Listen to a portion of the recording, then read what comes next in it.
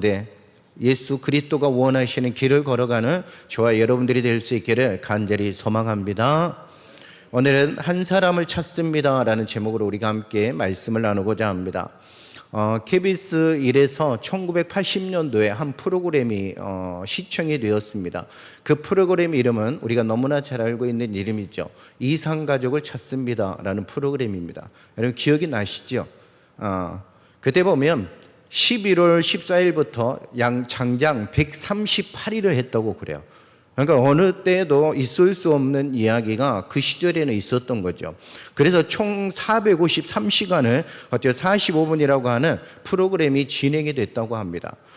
그 당시 KBS 내부 인력과 그 다음에 전화를 받는 아르바이트생 이 모든 사람을 포함하면 한 1000명 정도가 그 일에 참여하게 되었다고 합니다. 그러니까 어떻게 보면 굉장히 큰 프로그램이죠. 프로젝트입니다. 그래서 어때요?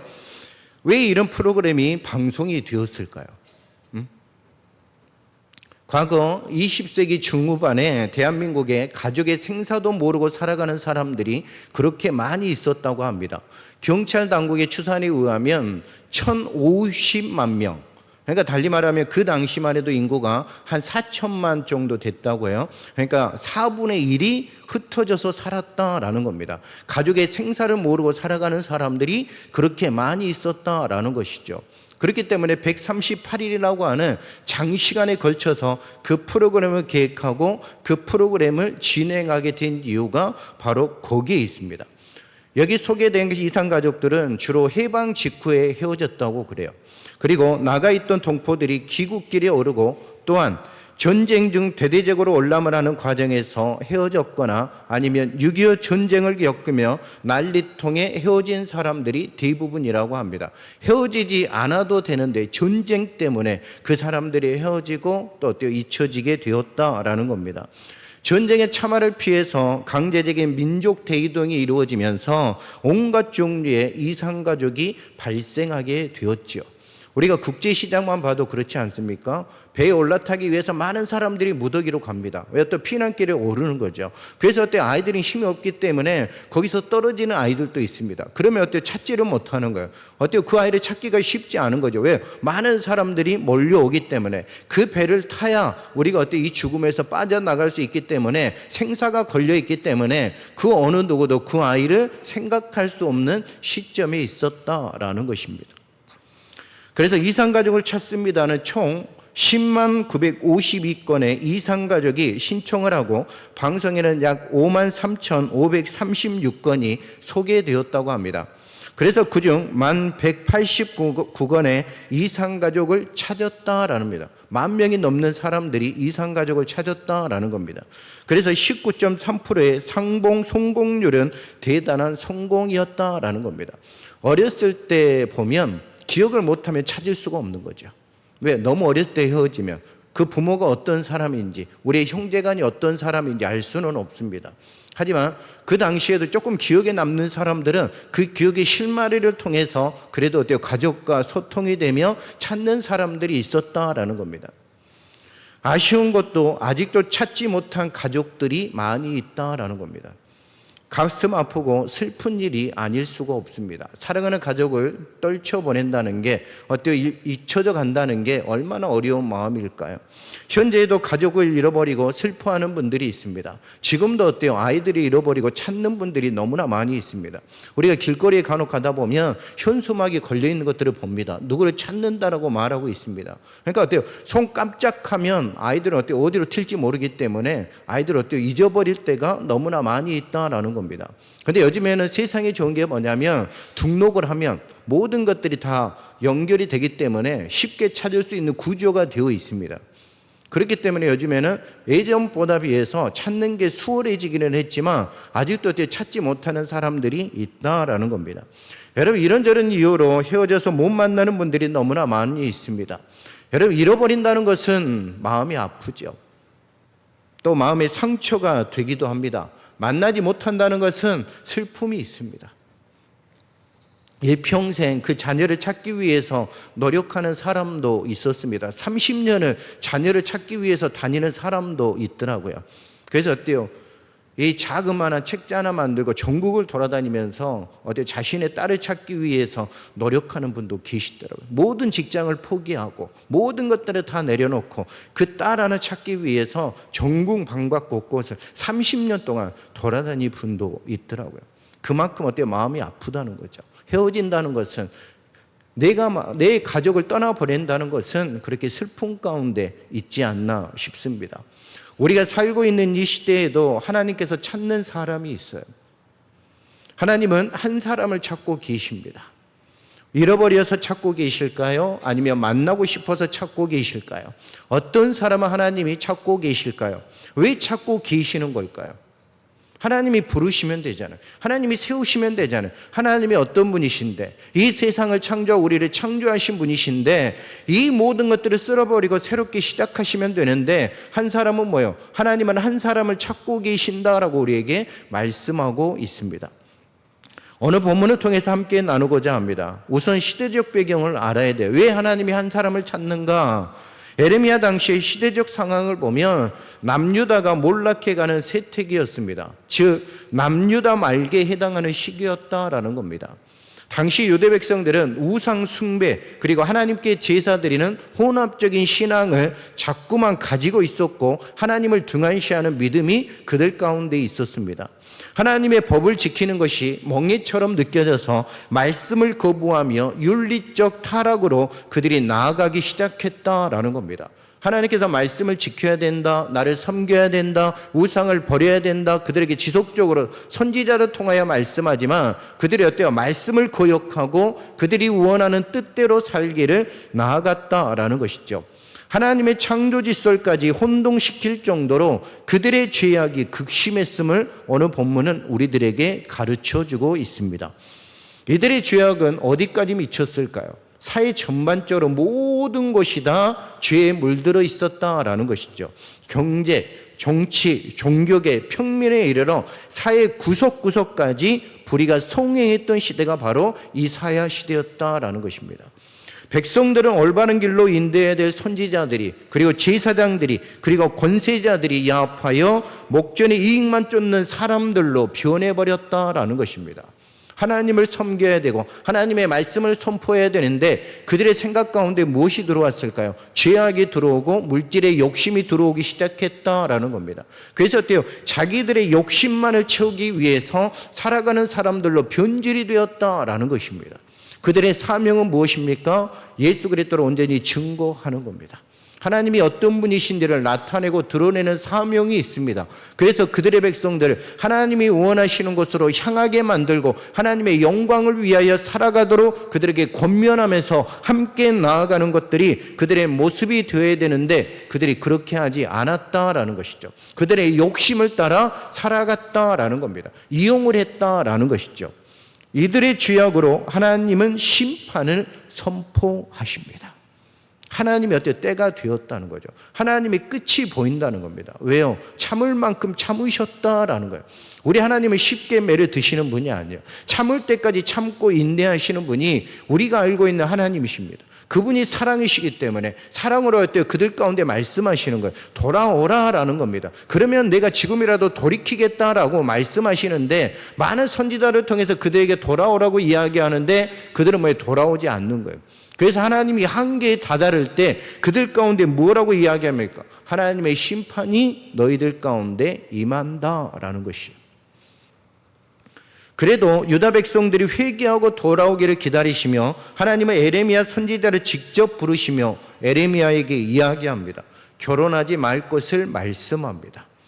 그리고 하나님의 공의와 진리를 구하는 한 사람 한 명이 있어도 멸하지 않으시겠다라고 말씀합니다. 네가 지금 해야 될 일은 가정을 돌보며 가정 안에서 사는 일이 아니다라는 거예요. 네가 할 일은 무엇이냐? 이 나라 백성을 위해서 한 사람을 찾는 것이다라는 겁니다. 누구를 위해 한 사람? 하나님의 공의와 진리를 위해서 살아가는 그 한 사람을 찾는 게 너의 사명이다라는 겁니다.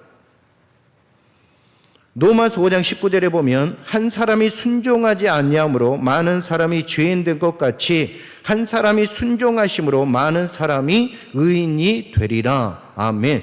아담 한 사람이 순종치 않아서 범죄함으로 많은 세상이 죄 가운데 들어오게 되었습니다. 그리고 온 인류가 죄인이 되었습니다.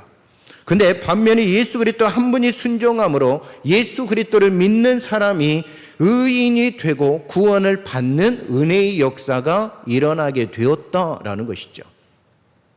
이게 지금 우리가 믿고 있는 예수 그리스도이십니다. 예수 그리스도를 믿어야 죄의 사함을 받고 구원을 받습니다. 예수 그리스도를 믿어야 하나님 앞에 나아갈 수 있는 권세가 우리들에게 주어지게 되어 있는 것입니다. 나 한 사람의 삶은 나 한 사람의 삶으로 끝나지 않습니다. 한 사람이 바르게 살면 많은 사람을 살릴 수 있기 때문입니다. 여러분 그것을 믿으십니까?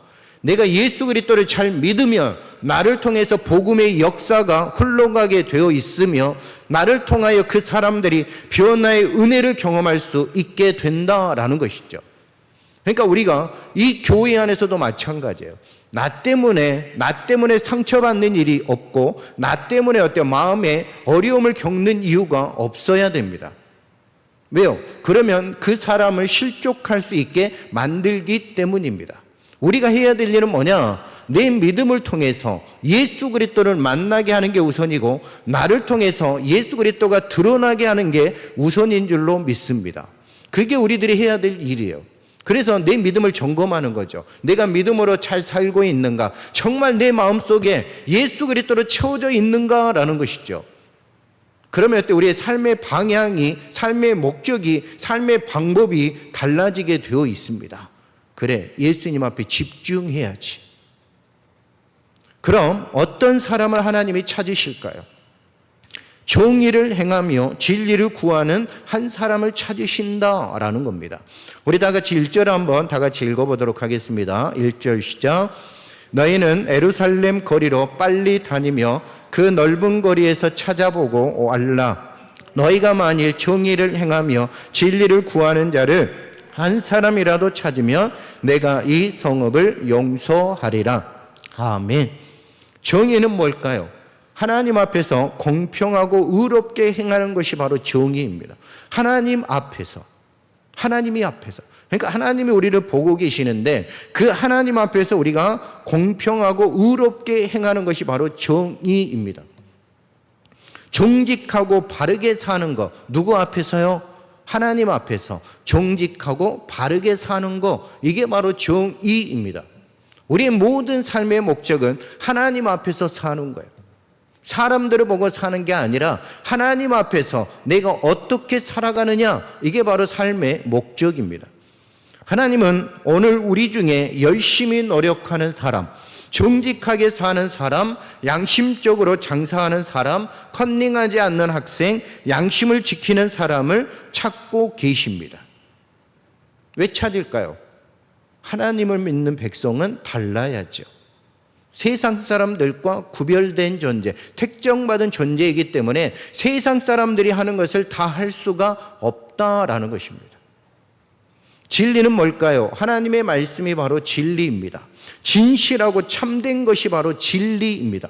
정직하게 살려고 애쓰는 한 사람을 찾고 말씀대로 살려고 애쓰는 사람을 찾으시는 바로 이 시대가 바로 하나님이 찾는 한 사람, 그 사람이 바로 저와 여러분들이 될 수 있기를 간절히 소망합니다.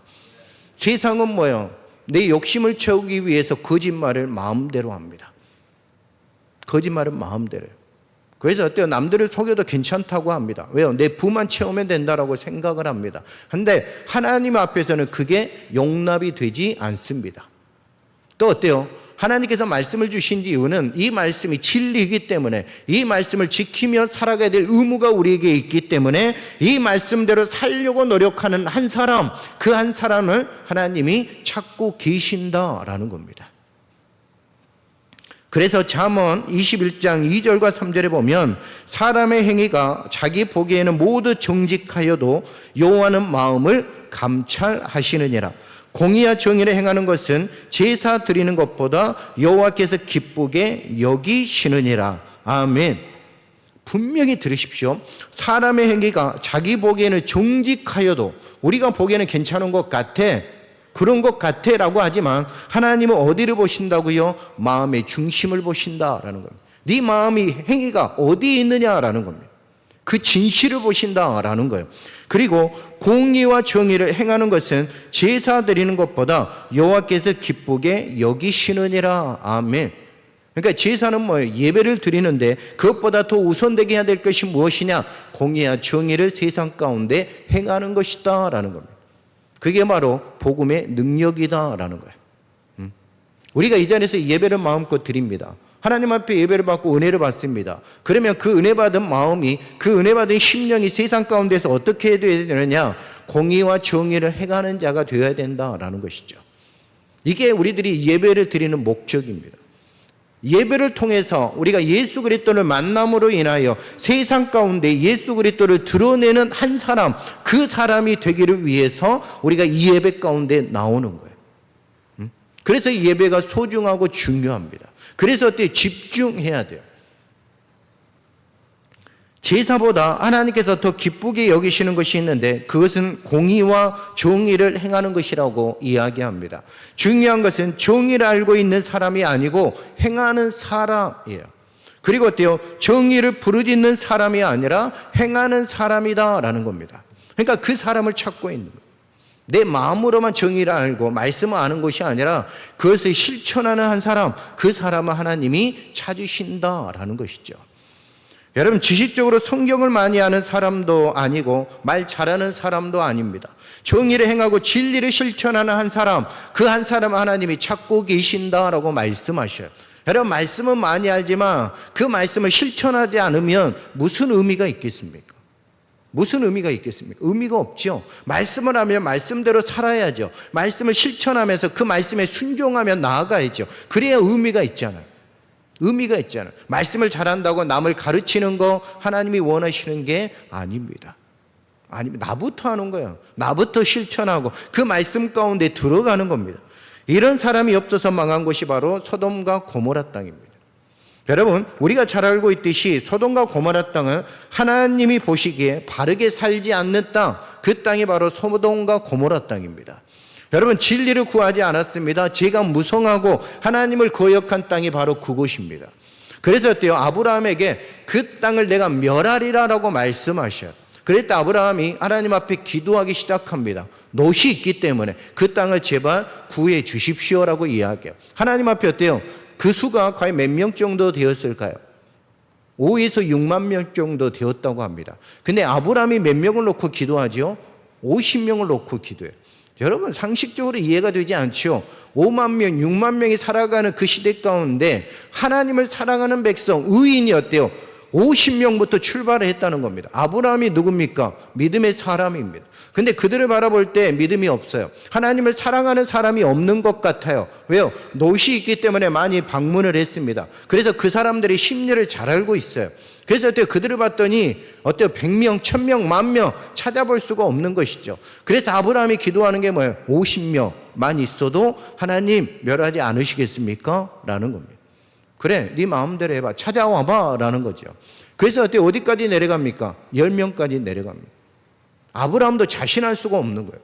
그 땅을 봤을 때 의인들을 찾을 수가 없는 거예요. 근데 결론적으로 말하면 무엇입니까? 그 땅이 어때요? 의인 10명이 없어서 하나님 앞에 심판을 받은 땅이 바로 그 땅입니다. 그 땅입니다. 근데 하나님을 사랑하고 의지하는 10명, 예루살렘 성은 몇 명이었을까요? 3만 명 정도 되었다고 합니다. 근데 하나님이 찾는 사람은 몇 명이에요? 한 명입니다. 한 명.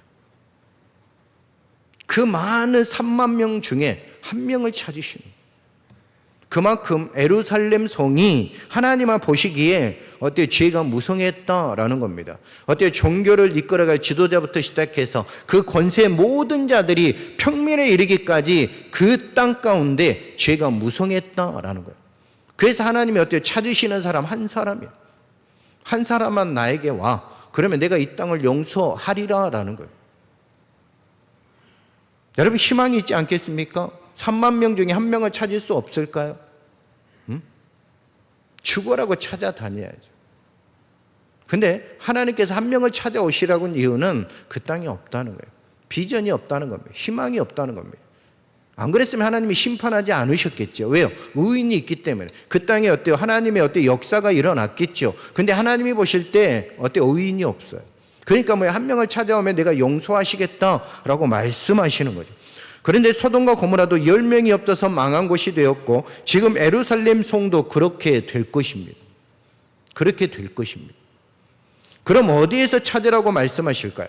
하나님이 선택한 나라인 유다에서 찾으라고 말씀합니다. 유다에서 찾으라고 말씀해요. 예루살렘 거리에서 찾으라고 말씀합니다. 예루살렘은 이스라엘의 수도입니다. 하나님을 예배하는 곳이 바로 그곳입니다. 성전이 있는 곳, 정치와 경제, 문화와 종교의 중심지가 바로 예루살렘 성이었습니다. 그곳 가운데 한 사람을 찾으라고 말씀합니다. 믿음이 있는 곳, 예수 그리스도를 바라보며 예배했던 그곳 가운데서 하나님을 찾으라라고 말씀하시는 거예요. 하나님의 백성들이 그 성전에서 매일 하나님을 제사를 드렸고 1년에 3번씩 절기를 지켰던 것이 바로 그곳입니다. 멀리 있던 사람들이 디아스포라, 흩어져 있던 이스라엘 백성들이 하나님을 예배드리기 위해서 몇 달이 걸려서 그곳 가운데 오는 곳이 바로 그곳입니다. 근데 그곳에 하나님을 사랑하는 백성, 하나님의 말씀대로 순종하는 사람 한 명을 찾으시라는 거예요. 예루살렘은 하나님의 눈이 집중된 것이고 하나님의 마음이 담아진 것이고 하나님께서 주야로 그 백성에 대해서 깊은 관심을 가진 성이 바로 그곳이에요. 또한 예루살렘은 온 백성이 공의로운 재판을 받을 수 있는 왕의 보좌가 있는 것이 바로 예루살렘 성입니다. 그러므로 예루살렘은 일반 도시가 아니라 하나님의 백성이 사는 거룩한 도성이며 하나님의 통치를 받는 백성들이 있는 곳, 바로 그것이 예루살렘 성입니다.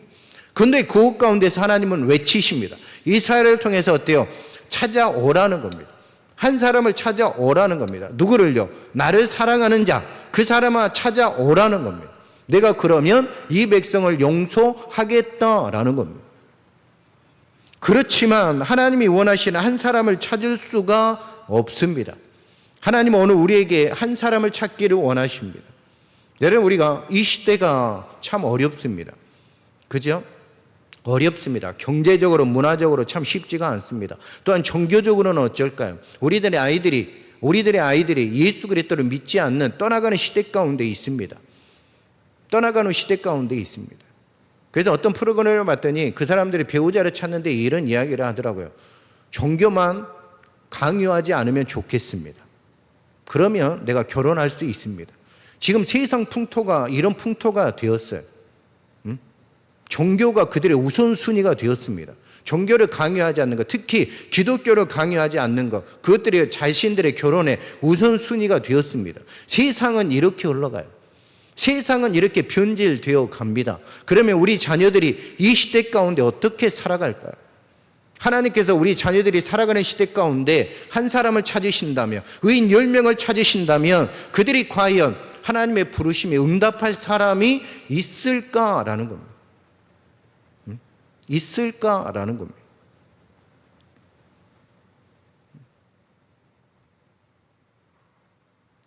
여기서 우리는 한 가지 의미심장하면서도 획기적인 질문을 하나님께 드릴 필요가 있습니다.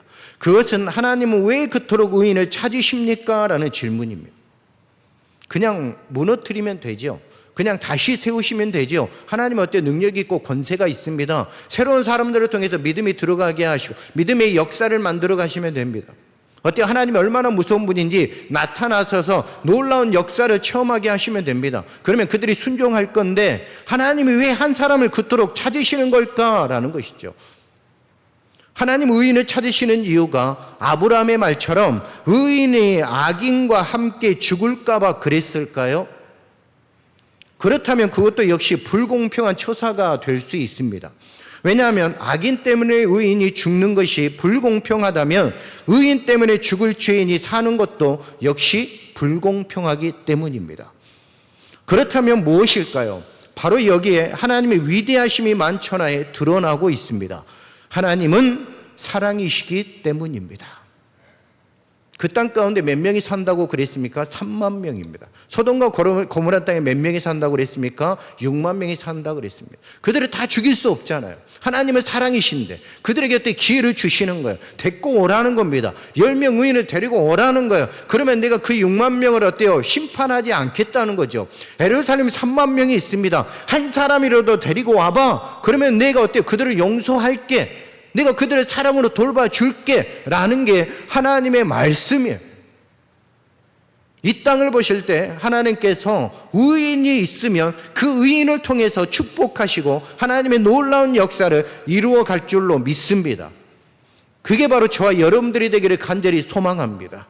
하나님이 찾으시는 의의, 제발 우리가 되기를 간절히 소망합니다. 세상을 따라가는 존재가 아니라 하나님의 영광을 위해서 하나님의 기쁨이 될 수 있는 그런 존재가 저와 여러분이 될 수 있기를 간절히 소망합니다. 우리가 살아가야 될 이유가 바로 거기에 있습니다. 나 때문에 세상이 변화된다면, 나 때문에 하나님의 심판이 멈출 수 있다면 내가 그 길을 걷겠습니다. 나의 십자가를 지고 주님을 원하시는 길로 가겠습니다. 왜요? 세상을 살리고 민족을 살릴 수 있다면, 우리 가정을 치유할 수 있다면, 놀라운 역사를 이루어갈 수 있다면 우리가 그 정도 할 수 있지 않겠습니까? 하나님은 모든 사람이 구원을 받으며 진리에 이르기를 원하십니다. 그래서 하나님의 생각에 공의를 행하는 거룩한 의인이 10명만 있으면 소돔과 고모라 성이 망하지 않도록 얼마든지 영향력을 끼칠 수 있다라고 우리에게 보았던 거예요.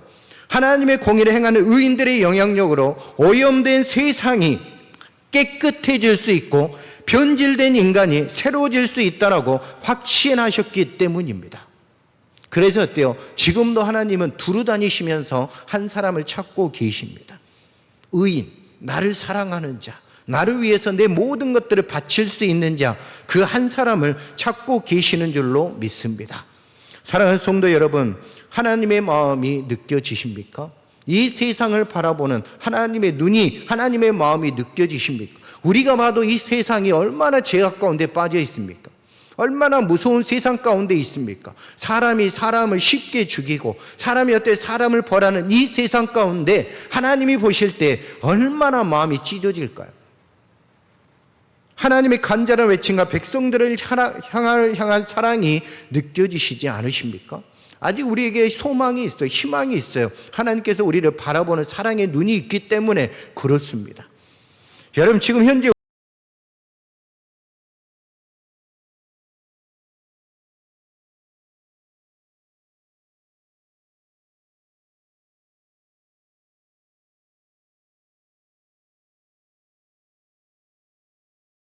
한 사람, 하나님이 찾으시는 한 사람, 하나님 앞에서 믿음을 가지고 바르게 살며 정말로 나를 위하여 십자가를 지신 예수님을 위하여 살고 있는가라는 거예요.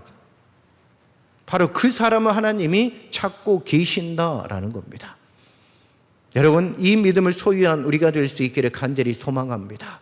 이제는 제발 변화되기를 원합니다. 예수님 앞에 집중하기를 원합니다.